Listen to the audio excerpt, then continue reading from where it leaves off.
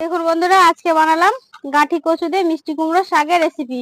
দারুণ স্বাদের বানালাম। কিভাবে বানালাম পুরো রেসিপিটা দেখার জন্য মেন কোর্সে যাওয়া যাক। আসসালামু আলাইকুম বন্ধুরা, কেমন আছেন? আশা করি ভালো আছেন। পিঙ্কি কিচেনে সবাইকে স্বাগত। আজকে বানাবো কচু দিয়ে, গাঁঠি কচু দিয়ে। দেখুন, গাঁঠি কচু নিয়েছি। গাঁঠি কচু দিয়ে আবার গাছে একটা কুমড়ো আগা হয়েছিল। কুমড়ো শাক দিয়ে গাঁঠি কচু দিয়ে তরকারি বানাবো। দেখে থাকুন আমি কিভাবে বানাই তরকারিটা।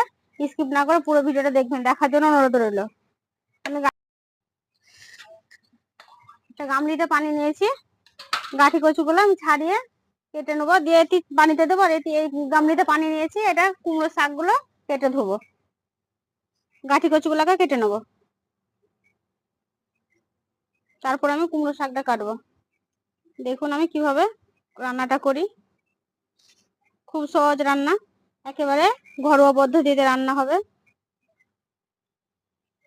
কোনো ঝামেলা ছাড়া ঘরোয়া পদ্ধতিতে রান্না হবে এটা।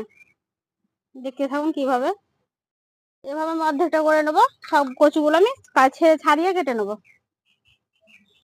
কচুটা আমি কেটে ধুয়ে পরিষ্কার করে নিয়ে চলে এসেছি। কুমড়ো শাকটাও কেটে ধুয়ে পরিষ্কার করে নিয়ে চলে এসেছি। এবার উনুনটা জ্বেলে নেবো।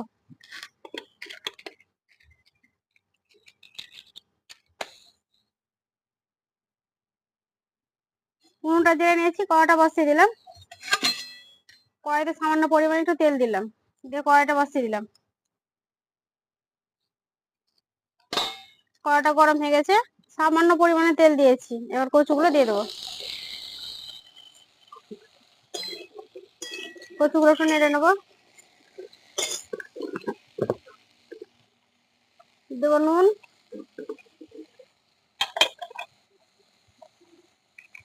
দেবো লঙ্কা গুঁড়ো,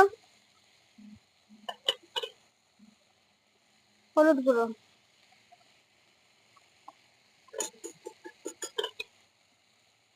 অল্প পরিমাণে ভাজা জিরে গুঁড়ো। তো ভালো করে একটু কষে নেবো।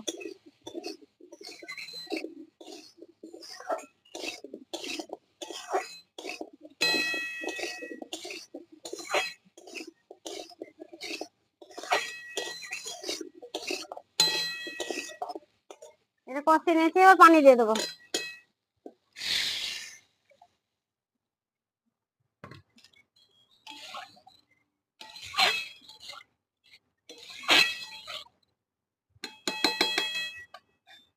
পানিটা ফুটে ওঠার জন্য ঢাকাটা আমি দিয়ে দেবো। পানিটা যতক্ষণ ফুটে উঠবে তারপর আমি শাকগুলো দেবো।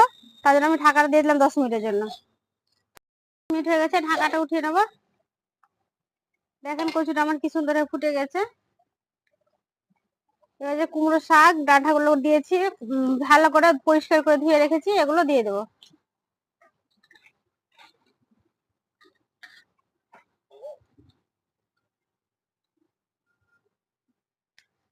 এটা দিয়ে আবারও 5 মিনিট ঢাকা দিয়ে দেবো। 5 মিনিট হয়ে গেছে, ঢাকাটা উঠিয়ে নেবো। দেখেন শাকটা কতটা বসে গেছে, এবার নেড়ে দেবো। শাকটা বসে গেছে, কচুটা অর্ধেকটা সেদ্ধ হয়ে গেছে। দেখেন কি সুন্দর।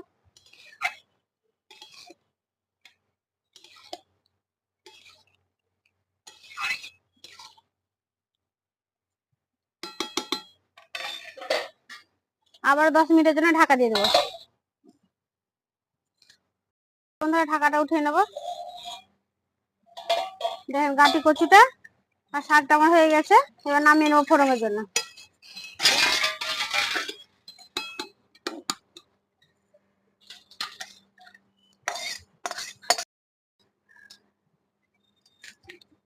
কড়াইটা চাপিয়ে দিলাম, দেবো সর্ষের তেল। ফোড়নের জন্য দেবো সর্ষের তেল।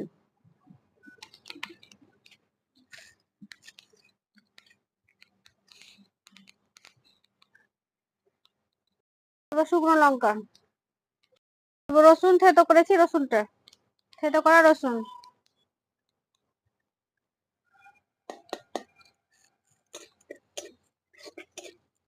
ভাজা ভাজা হয়ে গেছে।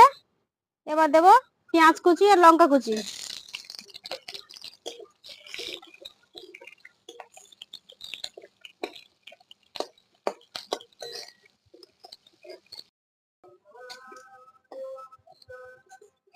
দেখা বন্ধুরা, আমার ফোড়নটা লাল লাল করে ভেজে নিয়েছি। রসুন, শুকনো লঙ্কা, কাঁচা লঙ্কা, পেঁয়াজ। এই ফোড়নে এটা দিতে হবে। আপনারা চাইলে আদা রসুন বাটাও দিতে পারেন, কিন্তু শাক আছে আমি দিলাম না তার জন্য। এবার ফোড়নটা দিয়ে নেবো।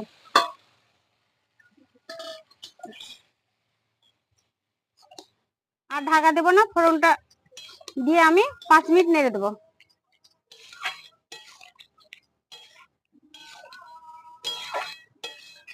5 মিনিট নেড়ে নামাবো। এখন 5 মিনিট একটু নেড়ে দেবো ঢাকা ছাড়াই।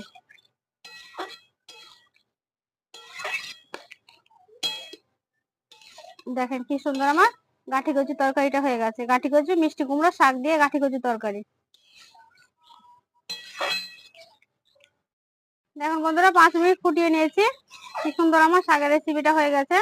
এবার আমি নামিয়ে নেবো। গাঠি কচু দিয়ে শাকের রেসিপিটা হয়ে গেছে, দেখুন নামিয়ে নেবো।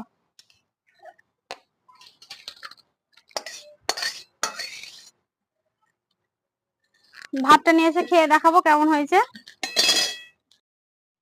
ভাতটা নিয়ে চলে এসেছি বন্ধুরা, এবার খেয়ে দেখাবো কেমন হয়েছে গাঠি কচু আর শাকটা।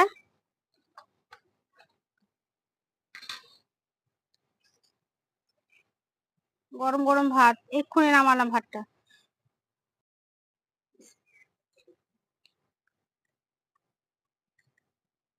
দারুণ স্বাদের হয়েছে। এভাবে গাঁঠি কচুটা একবার রান্না করে খেয়ে দেখবেন মিষ্টি কুমড়ো শাক দিয়ে, দারুণ স্বাদের হয়। রান্না করে খেয়ে আমাকে কমেন্ট করে জানাবেন কেমন হয়েছে। আর বেশি বেশি করে শেয়ার করবেন, লাইক দেবেন, অবশ্যই লাইক দিয়ে পাশে থাকবেন। কেউ যদি ইউটিউব থেকে দেখে তাহলে অবশ্যই সাবস্ক্রাইব করে, ফেসবুক থেকে দেখলে পেজটাকে ফলো করে লাইক দিয়ে সাথে থাকবেন। সুস্থ থাকবেন, সাবধানে থাকবেন। পুরো ভিডিও দেখার জন্য ধন্যবাদ।